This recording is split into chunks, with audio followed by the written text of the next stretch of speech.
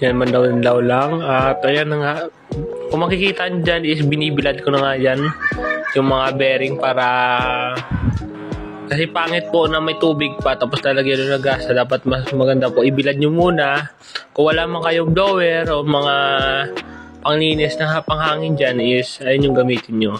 At ayan na nga, linalagyan na natin ng grasa dahil mala na po at wala ng mga tubig. Yan, lagyan natin ng grasa. Yan. Balik yung mga takip ng bearing. Yan, balik lang. Ulit-ulit lang yan. Manood lang po kayo.